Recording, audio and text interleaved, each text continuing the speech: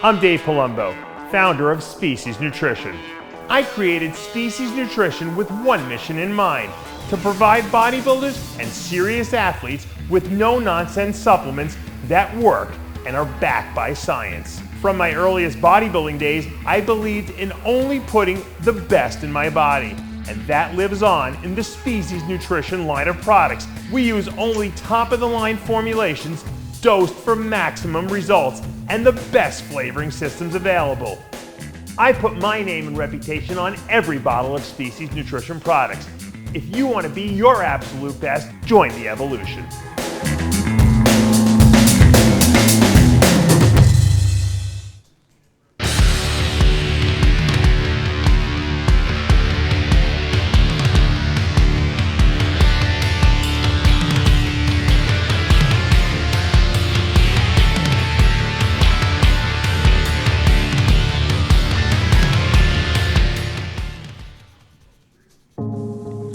After working hard at the gym, you need a mattress that works as hard as you do.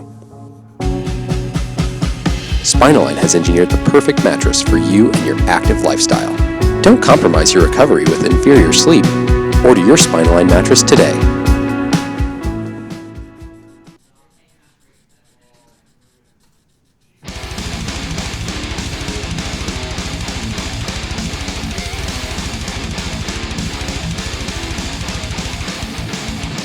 Hello, I'm Brian Dobson, owner of Metroflex Gym, the original home of hardcore training.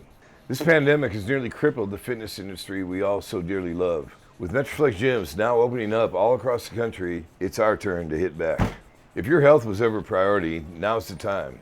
Now's the time to stop feeding your fear and your anxieties and feed your desire to get back on the saddle. For desire is the starting point of all achievement. For those who feel uncertain for what the future will hold, I'm here to assure you Metroflex Gym will continue to provide a platform for bodybuilding and strength conditioning athletes all across the nation. This optimism extends to potential owners looking to venture into owning and operating a Metroflex Gym. With interest rates at an all-time low, you can open up your own Metroflex Gym for the price of a new car. Our Metroflex Gyms are back in business. We're now waiting for you to do the same. Stay hardcore, y'all. God bless.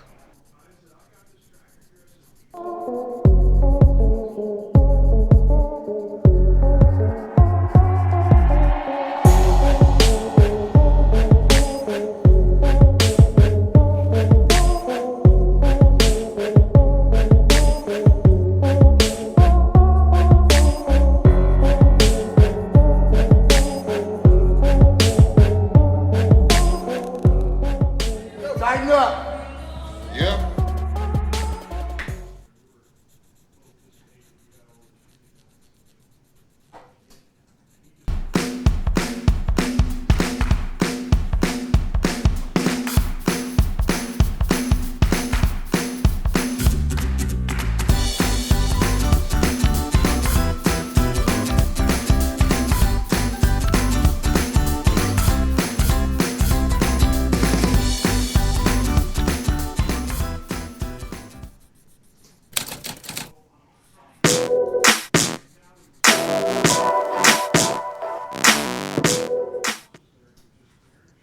RX Television on RxMuscle.com. This is Ask Dave, better known as hashtag Ask Dave, your weekly 30-minute question and answer show with Dave Palumbo. All your questions on diet, training, supplementation, IFBB pros, competitions, the latest news on all things bodybuilding shows, whatever's on your mind, it is all on the table. As we now bring in Dave Palumbo. Dave, we just recorded a very interesting talk with George Peterson and Justin Miller. Now, we've been meaning to get George Peterson on for quite some time to talk about his transition from classic physique into the 212, and then, of course, the Tampa Pro just a few days away now. But then, obviously, you now have the specter of the Tampa Pro being the first big pro show back in the IFBB reset, obviously in the wake of the pandemic.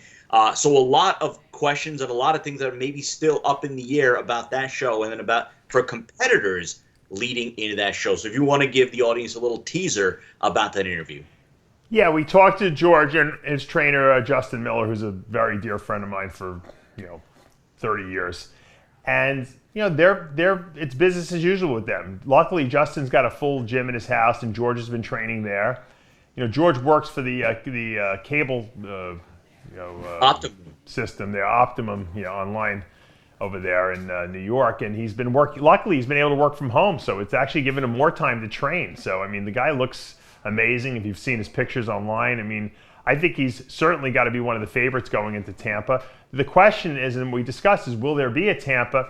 And I think there will be, because I'll tell you what, Jake Wood, who's one of the sponsors, obviously, of the Tampa Pro, the Wings of Strength, and who owns the Olympia now, has historically had shows where there was very few audience, people, and he was just basically, sponsoring the show because he thought it was an important show to hold. So I don't see, most promoters are canceling shows because they feel like they can't make money on the show.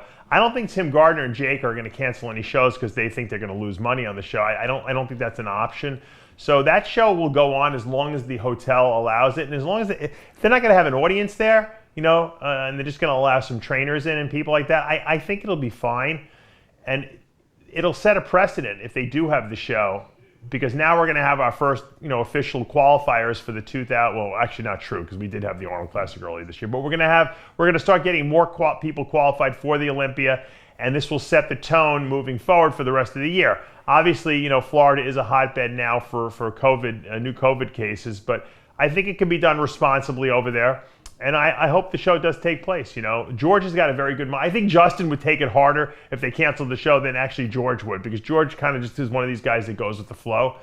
And, I think it was a positive interview. I think it was really good, and we discussed the necessity for having multiple streams of income, and how to arrange your day, and how to make sure, if you want to be your best, what you have to do. And George is living that Spartan bodybuilding lifestyle. He gets up, he goes and trains, he comes home, he goes downstairs to his basement, he works, he has his food there. When he's done working, he goes to sleep, and that's it. And when I hear someone saying that's their schedule every single day, I know that guy is going to be very hard to beat, because no one's out working him.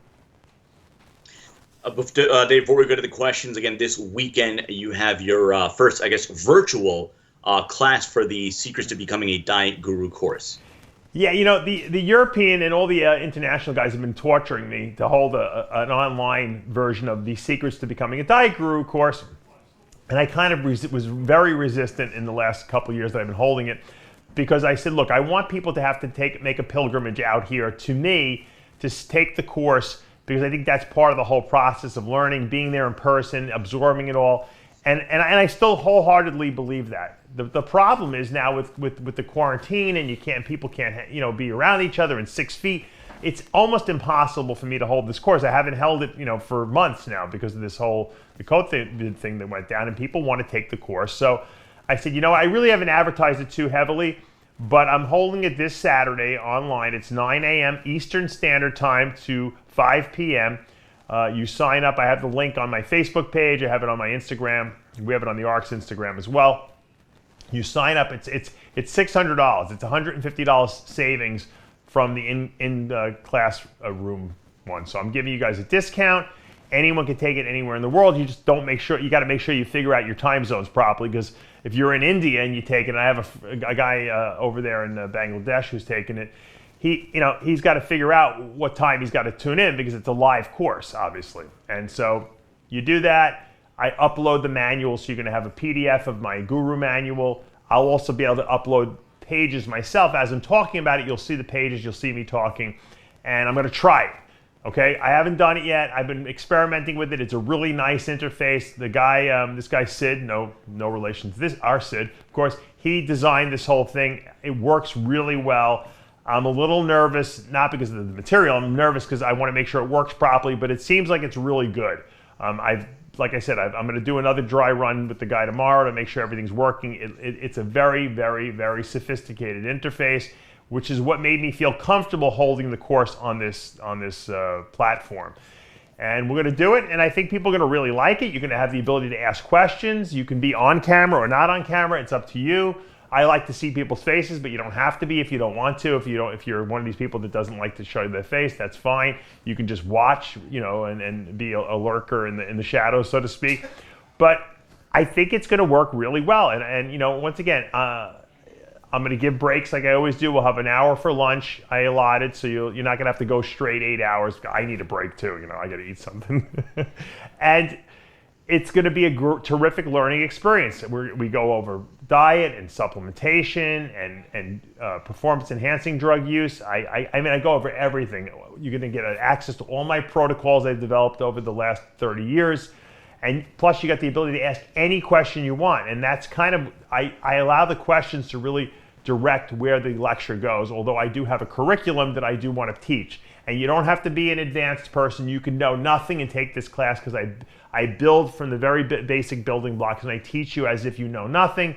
And then as we get to a more advanced level, everyone kind of catches up with each other. So it's a great learning experience. It's this Saturday. You know, like I said, I didn't advertise it widely because I don't need 100 people. Small class is fine for the first one, but whoever wants to do it, there's no restrictions. I don't have any seat. You know, it's not like when I have my classes here where I keep it limited to 15 people because I want it to be an intimate learning experience. It's online now, so anyone who wants to take it can take it. Go sign up, and if you have any questions, you can reach out to me and email direct. So if you want to register, you can go on the RxMuscle Instagram page. We have the link in our bio. That is the registration link, official_RxMuscle. Let's go to the questions. Of course, the first two questions from the Dave Palumbo Experience app. Dave, of course, we've been getting this question a lot during the course of the pandemic, but let's get your updated thoughts. Now that some states are increasing restrictions again due to the increase of confirmed cases, your now current thoughts on the quarantine, wearing masks, and closing businesses? I guess in gyms in particular. I gave a final word when I interviewed. Well, actually, I was interviewed by Anthony Pasquale again today. We did a live with Dave Palumbo. This was part two, well, not really part two, but it's the second installment where Anthony asked me questions that he thinks the audience might want to know about from my past and my whole bodybuilding lifestyle and history. And at the end, I kind of gave also a bit of advice. Now, look. The COVID virus is real, okay? In the sense, look, people are getting sick. Now, what's causing it, we don't really know. Is it a virus? Is it a bacterial with viral? That's my new theory. It might be. But people are getting sick, okay? And you don't want to be the person who says, who cares? It's not that bad. Most people are not getting hit hard, and most people don't even know they have symptoms. But you know what? You could be the person who gets the symptoms and winds up in the hospital on a ventilator, and you don't really want to do that, because once you're on a ventilator, the chances of you living diminish drastically. You don't want to get to that point of being on a ventilator. So my suggestion is to follow the guidelines of wearing a mask, okay? Does the mask actually inhibit you from getting it? I think it does cut down the transmission rate. Will we all eventually get it? My belief is eventually we will. I think what they're doing with the masks really and the quarantining is that they're limiting how many people get it at one time so that the hospitals don't become overrun. From what I understand here in Cape Coral Hospital has no more beds available for people who need ventilators. So, you don't really want to be getting sick. And I'm sure as people come off the vents, there's going to be more beds available. But the point is that it is a real problem. So if you're going to go to the gym and the gyms are open in your state, just follow the guidelines. Wash your hands. Don't touch your face while you're training in the gym. Wear the mask if they tell you got to wear the mask. It's not the end of the world. Actually, George the Bull has his own line of masks. He's sending me some. I got to send him my address. They're pretty cool. He's got bulls on them. One says the bull. Everyone's got their own line of masks. The Guru Amin has his own line of masks. So you could get some fancy masks. I saw J.M. Mannion wearing a Joker mask. So you could be stylish and wear masks now. And once again, even if it cuts down the transmission by 30%, that's 30% less people that are going to get it. So follow those guidelines and let's see where this thing plays out. I really hope that it goes away. The problem is that even if you get the thing, you can get it again because for some reason there's no immunity. That's why my suspicion is that there's some kind of a bacterial component to this. The fact also that azithromycin, which is an antibiotic, is one of that three-pronged approach that they're giving. They give the hydrochloroquine, which is quinine, they give the zinc, and then they give the azithromycin. That three-pronged approach seems to be working very well because I think it's a viral and bacterial combination that's hitting people, and that the people who are getting it really bad are having a higher bacterial component of the viral infection, which is really, in other words, the virus itself we know is causing mini clots in the circulation. if you have a bacterial infection on top of that in your lungs, you're not going to be able to breathe, obviously, because you're going to start, releasing lots of mucus and all kinds of stuff like that. So infiltrates.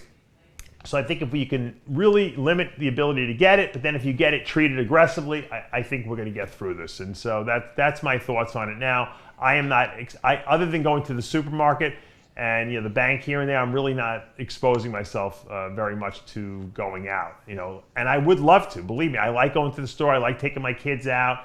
I want to take them to the park, but I'm just not doing it. It's not worth it. Second question, again from the Dave Palumbo Experience app. Dave, as a female that has been dieting, I'm currently low-fat, low-carb for the last 12 weeks. Do you suggest slowly increasing calories or a big spike? Which macro should I increase first? After the diet's over, is that what they're saying? They don't really specify. I mean, they said, I guess... What's the question? You've been doing this as part of the diet, I guess. What's the question? So they've been low-fat, low-carb the last 12 weeks. They want to know, do you... I guess the question is slowly increasing calories or a big All right, so like spike? there's about quote reverse dieting. Okay. Yeah.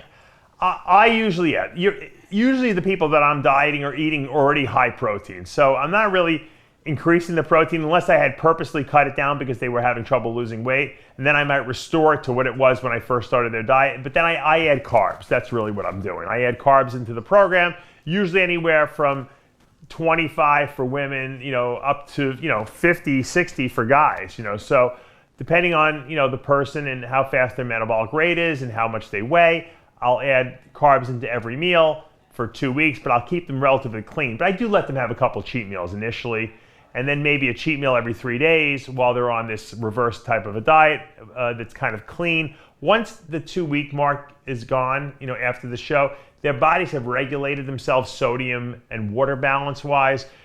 A lot of times the cravings have come down a lot, and then they can start eating a more normal diet if they want to start incorporating other types of food and a little bit carbs. It might be a little messier carbs, as we like to say it.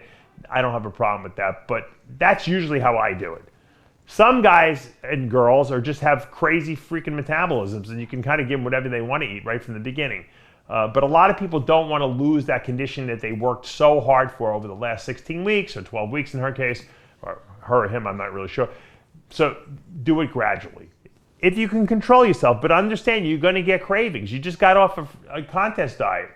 And don't deny yourself purposely, because then what's going to happen is you're just going to go nuts and eat everything in sight, and that's not going to solve any problems. So have a strategy, but also incorporate cheat meals every couple of days. Let's go to our Instagram questions. Again, if you're not following us, our handle is official_RxMuscle. First question from Dej Wick. Good one here. The thing that annoys you most currently in the fitness industry today? Probably false prophets, right? Doesn't it say that in the Bible? Beware the false prophets. There's a lot of guys out there that are professing to be prophets. There was a guy on Instagram who was like acting like he was the new guru of gurus, and he was really just selling drugs on his Instagram, and he was like doing all these seminars and acting like he was so intelligent. He was even putting me down and taking shots at me, and I think he's in jail now, but ironically, there's a lot of people out there that profess to be, if you're really good at what you do, and if you're really a good person, you don't have to go around reminding people about how smart you are and how good you are. I see so many people do these like Instagram, they talk for 20 minutes about how they've been wronged and how they find out who their true friends are and they're really good people. You don't have to tell people you're a good person. Just be a good person, and that they'll know that you're a good person. I don't have to go around reminding people that I do good stuff for people.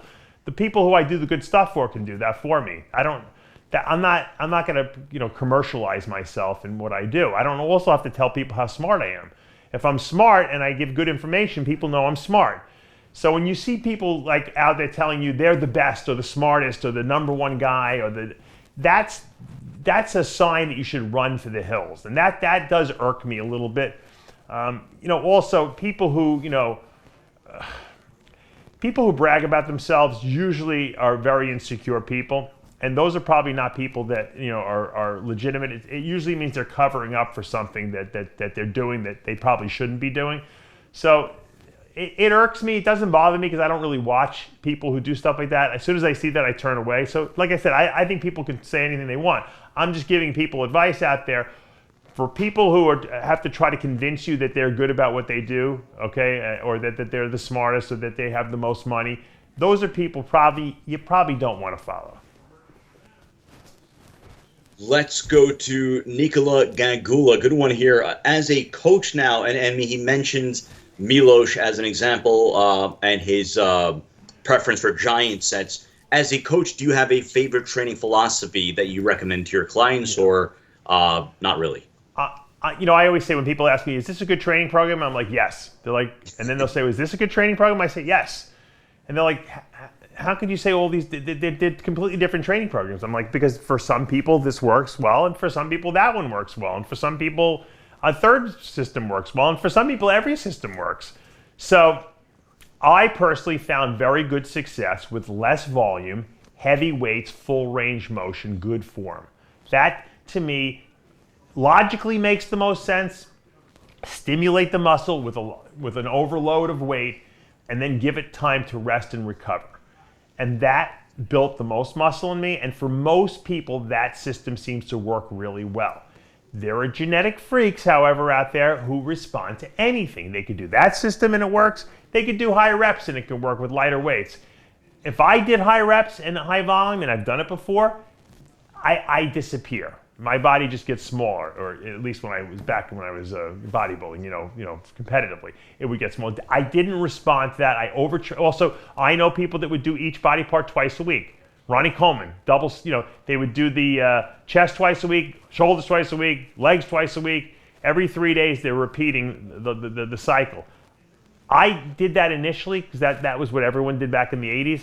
And I was so overtrained, but I was dreading going to the gym after a while because I was like, I got to train chest again. I'm still sore from the last workout, or I feel like no strength. I couldn't recover from that type of training. Does it mean it's wrong? No, it just means it didn't work for me. Lee Haney said it best. He said, stimulate, don't annihilate. But Haney trained each body part twice a week. But I guess he just didn't do a lot of volume for it. Dorian really resonated with me because he did less volume. He gave his body a lot of rest days, and I took a lot of what his philosophy was which came from Menser and which came from Arthur Jones, and I didn't go the extreme that they went in terms of because they did very, very few sets, but I took my volume down a lot of notches, and I gave myself more rest days, and I definitely grew and recovered better. Another Milos related question. This one from I am that someone else. In short, describe your and we're not going to describe yours and his protocol beliefs, but the most principal differences in yours and Milos's insulin beliefs. I know you guys have debated back and forth, but you both seem to get very worked up when talking about it. So I guess if you had to name one or two things that you most fundamentally disagree on, you and Milos, about insulin, what would it be? Yeah, I think fundamentally we're pretty much on the same page in terms of the science of how things work. I think what I don't really agree with is the fact that he tries to ram all the carbs in there right before you train and then shotgun tons of insulin to absorb it, and even feeding that insulin while you're training. So I think it's ridiculous to take a shot of insulin before you work out. I don't think there's any benefit of that. If you're eating properly the hours before you're training, the day before, okay, you're going to be glycogen loaded to the max already. You don't need to try to shotgun carbs in right before you train, pure glucose with insulin. Because he's basically taking a humongous insulin shot and then trying to feed the insulin to make sure that you take enough carbs in to satisfy the insulin.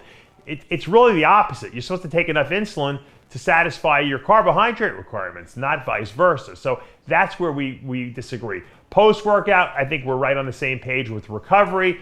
I think we also both believe that insulin is good to use, especially when you're eating a tremendous amount of calories, because it takes the burden off the pancreas, and it eases the beta cell requirements, and so the beta cells won't be likely to burn out. A lot of people think if you take insulin you get diabetes. It's quite the opposite, and Milos and I completely agree on that. We also agree that if you're taking growth hormone, it makes you insulin resistant, and that you probably might need a long-acting insulin with the short-acting insulins that you use. So we're fundamentally on the same page, except he has this protocol he likes to do where he feeds you tons of glucose and insulin right before you train and right after you train, and he does these giant sets to push a lot of blood into the muscle. I have no problem with everything he does except the fact that you're taking insulin before you work out. I just think it's ludicrous. But other than that, we're pretty close. So I love having discussions with him because it's very intellectual. There's definitely science behind what he says. He's not just saying crazy stuff. He's backing it with science, or at least his belief in what's going on. And I might disagree with it and prove that that's not the case, or make a case that it's not the case. But I thoroughly enjoy the intellectual challenge of going back and forth with him, because there's no animosity there, and we really like each other a lot, and respect each other. And I think that's the key, and that's why people enjoy those little debates we do, because it's not like we're nasty and we don't like each other, and we're like being vindictive or vitriolic towards each other. It's more of a friendly debate that kind of can get funny at sometimes, because everyone knows where we fundamentally don't agree. Let's go to J.R. Ross, a question about cryotherapy. How effective do you think cryotherapy really is, and what is the difference between the one where, I guess, your head sticks out and the one where your whole body is inside the chamber? I didn't know there was one where your head goes in too. I thought your head always sticks out. Yeah. I've only seen the one where your head sticks out. I didn't think you wanted to freeze your brain, but maybe that's a good thing to do too. I think that anything that supposedly the shock effect, even like jumping in a cold swimming pool can theoretically do the same thing. Supposedly the shock effect of the cold has a stimulatory or healing effect on the body. It wakes up the cells, so to speak. I heard a seminar, but I'm trying to think who it was who was talking about that, about the shocking the body and jumping into like cold water and taking cold showers and stuff like that to really stimulate the nervous system and cause the release of certain hormones in the body. There's definitely some science behind that, and I think that it certainly has some merit. How much merit and how much it helps, I don't know. I don't do it religiously enough. People used to make fun of, back in the 80s, there was a club called the Polar Bears. And in the winter, they go into New York. That's still around, by the way. Yeah. They go into New York Harbor and they jump into the ocean, the icy ocean there, cold ocean. And they shock their body. They love to do it. They do it every year. And Kenny Jones, who's an IFBB pro bodybuilder, a lot of people know him. He was a good friend of mine. He was the president, I think, of the opposing party. I think he had a problem with the Polar Bears. He got into an argument with them. And there was another group, I forget what they were called, and he jumped in as the president, and I guess he was dieting for a show, and he had no body fat, and he went to shock, and they had to pull him out of the water. He almost drowned. Assuming you're not dieting for a show, it's probably all right, as long as you don't have a heart arrhythmia or something like that, to do that once in a while. But there are people that take cold showers every day, freezing cold showers, just to stimulate healing and keep their body fresh and young, so they say. It definitely feels good if you can jump in a cold shower. Not while you're in there. When you get out, you do feel refreshed. I have to say my mental state is really sharp after that. I've tried it before. It's just not the first thing I really want to do. The first thing in the morning when I'm cold is jump into a cold shower. But there's so many little neurotic little treatments and therapies that people do. I have such a list. If you saw all the stuff I have to do before I go to sleep at night, it's like I have like 20 things on the list already.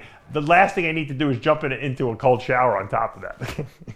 Right? And now we swim. I have a pool in my backyard, but my wife Amanda keeps the pool at like 90 degrees, so I'm not getting any shock jumping in that. It's like jumping into my bathtub when I go back to Speaking of pools, I don't know if you saw this on Instagram earlier. Flex Lewis posted a picture. Somebody, I guess one of his neighbors, took a picture of Flex Lewis's swimming pool, and there was a baby alligator in the swimming pool. So I guess that's a Florida thing. Yeah. Wow. My pool. See, on the East Coast, they don't put pool cages up. On the West Coast here, we do, because we have a lot of insects. Right. And I would never be in my pool if there was if there was one insect flying around. I wouldn't be in the pool because it would be annoying. So we have a big, huge pool cage. So I mean, an alligator, which I do have them in my backyard, they would have to literally like go through the screens to come into my pool. So hopefully that never happens, but it does happen in Florida, definitely. Time for a couple more questions. Let's go to It's Mug. How are HRT patients able to keep most of their gains post-cycle if HRT brings their test levels back to a normal person's levels? Well, you know what? First of all, HRT brings you up to the normal, the high normal. So you're not really normal. You're still on the high side of normal. Secondly, anytime you take an exogenous shot of testosterone, okay, even though your levels are not going up to like super high levels like a bodybuilder who's on steroids do, you do have what we call a slight pharmacological effect from it. You're getting a better effect. I don't know what it is. It's like people, if you talk to a type 1 diabetic who's on insulin, they grow muscle better, okay, than the person, and they're just trying to mimic the natural insulin, cycles that the body would normally have if they were able to produce insulin on their own, which they can't. But they're still getting some kind of a performance effect from taking the insulin. So the same thing happens on HRT. When I was on HRT, I was on HRT for 10 years after I did after I stopped competing in 2004, I went on HRT till about 14, but when we started trying to have babies over here. And I was big, I was big. I didn't lose muscle until I purposely started number one, downing my HRT amounts. And I stopped eating, basically. I cut back my food a lot and stopped training as heavy. But I was maintaining, 255 easy. And I wasn't even trying, and I had injuries. And remember, my shoulders were bad. So taking an exogenous shot of testosterone, just even though your levels on blood work are the same as maybe when you were natural, okay, or when you're not taking it, you just get a benefit. You get a better effect from it. I don't know how it works, but you do. Time for one more question, but we do have some really good, outstanding questions. What I'm going to do is I'm going to package them together, send it to Dave, and the ones that he wants to do a individual rant on, we'll have that, and I'll upload that towards the end of the week. This one is from Rock Lock Ridge. What would you consider the peak of your bodybuilding career? What was your weight? And while I'm sure you didn't train for power, how strong were you at that time? Good questions. My bodybuilding competitive career is really tragic if you look at it from a perspective of a competitive athlete, because when I was at my best in terms of having the best body awareness, being able to pose the best, having stage savviness, being comfortable on stage, and having the best muscle maturity, that was probably 2002, 3, and 4, the last 3 years of my career. The problem was I had my shoulder joint injuries were really bad. Like I couldn't pose the way I wanted to because I couldn't externally rotate my arms like I can now because I have fake shoulders. I couldn't pose the way I needed to. I couldn't train the way I needed to. So I wasn't really my best. I was kind of faking it. I was using a lot of veteran tricks to get, I wouldn't hit certain poses in certain positions. But you could see in certain, when I tried to hit a double bicep, I was very awkward because I couldn't externally rotate my arms back. And so that was the shame of it.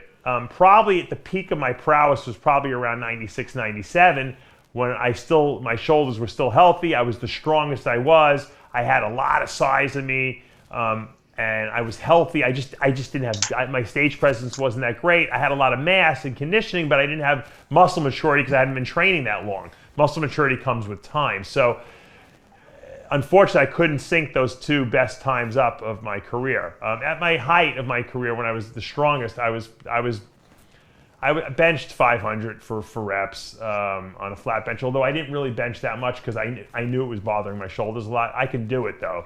I was inclining 405 for 6 reps. I shoulder pressed behind my neck 315 for 6 reps. I was deadlifting, well over 600 pounds, probably close to 700 pounds. I squatted 700 for 2 reps. So I wasn't like the strongest guy out there, but I certainly, when I was in the gym, I was probably one of the strongest guys. And I was one of these people that did full range motion, full control of the weight. You would think that I was stuck with the weight. I was going so slow and deliberate. So I always was a technician in terms of how I executed my exercises. So it almost looked more impressive because of how slow I did it. But when I know how heavy those weights felt to me, when then I see a guy like Akeem Williams lifting weight in the gym and he's making 700 pounds on the squat look like it's an absolute joke. Like he doesn't even look like he's struggling with it. that's disheartening, because there's guys out there like that are just so strong naturally that every effort that I made, to lift what I did, and I definitely made my body stronger than it probably should have been, which is maybe why I have injuries now. It just goes to show you that there's always someone stronger than you, and there's always someone bigger than you, and there's always someone better than you as a bodybuilder out there. Just when you think you're the best, someone comes along and they're better, and that's the nature of sports, in general. We've seen some amazing records be broken in sprints and all kinds of different sports, and track and field and stuff like that, and swimming, and then someone comes along who's better, and you're like, how the hell is someone better than this? It's unbelievable. Did anyone think that Mark Spitz's record could ever be broken? Look at Michael Phelps. He's an unbelievable freak of nature. So that's just the nature of bodybuilding too. I mean, someone will come along someday maybe and break all of Dexter's records. It seems unlikely, but it's possible. That's going to do for this episode of Ask Dave. A reminder, tomorrow, that interview with George Peterson and Justin Miller, of course, detailing George's transition from classic physique into the 212, and then prepping, obviously, with a backdrop of the pandemic, heading into the Tampa Pro, Iron Rage, and then a couple of rants that Dave put together over the course of the last couple of days. That and more coming up on the channel. Keep it locked to RxMuscle.com. If you haven't already done so, subscribe below, hit the notification bell. You're not going to miss any of our upcoming segments. For Dave Palumbo and Tyler Shore, I'm Sadiq Faruqi. We'll see you next time.